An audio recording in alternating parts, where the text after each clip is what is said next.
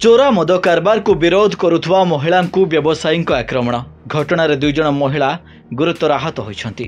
एमिति एक घटना देखा मिली कंधमाल जिला दारिंगबाड़ी ब्लॉक अंतर्गत कुंभारी गाँ पंचायतर तुड़ीबिजु ग्रामर किछि लोक चोरा मद कारबार करुवा बेले गाँव में विशेषकर युवपीढ़ी से मद पी विशृंखला करुछंती। लोकों पाखे स्वल्प रोजगार थिबारु अनेक परिवार अभाव अनटन पड़ुछंती। अंचल को मदमुक्त करने गाँव में बैठक बसिथिला। चोरा मद कारबार करुवा व्यवसायी को यह न करने को परामर्श दिया सह गोटे सप्ताह मध्य मद व्यवसाय बंद करने को कहुला। एथिरे व्यवसायी माने राजी होइथिले, हेले पूर्व भली मद रंधा और व्यवसाय जारी रहिथिला। या परे 5टी महिला स्वयं सहायक गोष्ठीर शताधिक महिला चोरा मद कारबार करुवा विप्र मल्लिक घरे रविवार संध्यारे पहुंची मद भाटी और महुल पोचकू नष्ट करथिले।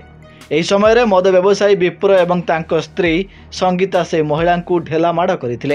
एही ढेला माड़े ममता देशमाझी एवं परवासी मल्लिक गुरुतर आहत होइथिले। घटनाटी संध्यारे घटिथिबारु महिला माने ब्राह्मणी गाँ थाना मौखिक अभियोग करथिले। तेबे पुलिस तांको गिरफ करुनथवा अभियोग रे बुधवार उक्त ग्रामर शताधिक महिला एवं पुरुष ब्राह्मणी गाँ थाना घेरिथिले।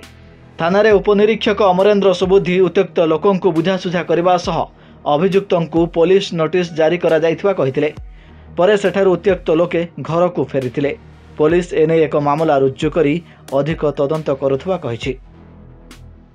ब्राह्मणिया थाना अंचल रे चोरा मद बेधड़क व्यापार चलछि। एबे युवपीढ़ी कहतु बा ग्रामर अन्य पुरुष मान कथा कहतु मद पी घर अवस्था शोचनीय होबार लगी।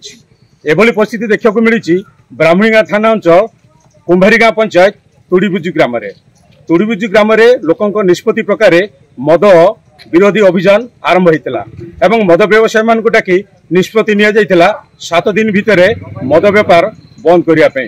तथापि मद व्यवसायी माने पुलिस को न भय करी बा महिला ग्रुप को भय न करी व्यवसाय को बेधड़क भाव कर चलते एवं महिला माने 5टी ग्रुप रो शताधिक महिला पहुंची मद भाटी रे एवं मद भाटी को भांगी एवं मद भाटी जो माने मद व्यवसाय करछंती सेमाने पालट आक्रमण करथिले महिला मानक ऊपर एवं सेति मध्यरु 2 जन वर्तमान गुरुतर होई बरहमपुर रे चिकित्सित होतुवा बेले न्याय अपेक्षा रे वर्तमान महिला माने थाना सम्मुख रे वर्तमान पुलिस तांको न्याय दो एवं अपराधी मानक शीघ्र गिरफ करिया पे सेमाने दाबी करछंती। पुलिस ए नै टाळटोळ नीति अवलंबन करथुबा महिला माने अभियोग करछंती। जदि पुलिस जदि कार्यानुष्ठान ग्रहण न करे आगामी दिन में आहुरी व्यापक भावे आंदोलन करा जिवो बोली महिला माने चेतावनी दैछंती। आमे बंद करबा को जाइतलु सर सेते बेले हमको पूरा टेक्का मारी देइछि आउ 2 जण मां माने बेसी सीरियस होथंती आउ जणे मां छुआ भी धरि पारु नै किछ नै सर जणे मां बेसी सीरियस आमे केस करबा पाए से आउ नॉर्मल केस कर देछु। एते हमरो एते आघात हेइछु सर हमर कोन आउ देखा जाउ नै किछ नै आमे आउ कोन पई याडे थाना को आसीबो सर हमर तो नियम किछ भी देखा जाउ नै। आजा आमे जो ग्राम तुड़ीबिजु रे मद बंद करने 1 तारिख रे आमे बैठक कलु। समस्त माँ मैंने आमको बैठक कर बापा मान सहित बैठक कले माँ मैंने से निमत आम बैठक निष्पत्ति नेलु जे जो मैंने मद रंधिया लोक मैंने पचार उचार करालु से मैंने मद बंद कर आम मान परिवार समस्त नष्ट होती माने पाठ पढ़ार पिला माने असुविधा होती बापा माँ मद पीकी परिवार अशांति होती परिवार चाउल पत्र अनेक नष्ट होची माने परिवार बेसी माने दुखित गरीब निरह माने चलुछंती से निमते आम मद बंद करने कहलु से माने कहले हो अबे आम पच करिछु मद पच करिछु जे सप्ताह गोटे हमको डेट दियो से निमते आमको हो तुम जब कहूँ ताल आम सप्ताह तुमको डेट देबू बोली डेट दियाला।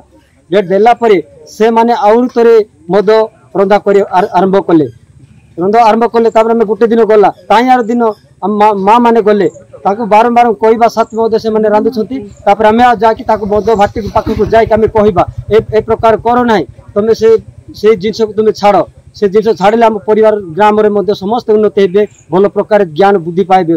देखिए बाकी रहा पुलिस नहीं केबे कार्यानुष्ठान ग्रहण करुच्ची। कंधमाल जिला ब्राह्मणिया थाना अंचल अरुण साहू रिपोर्ट धरित्री लाइव।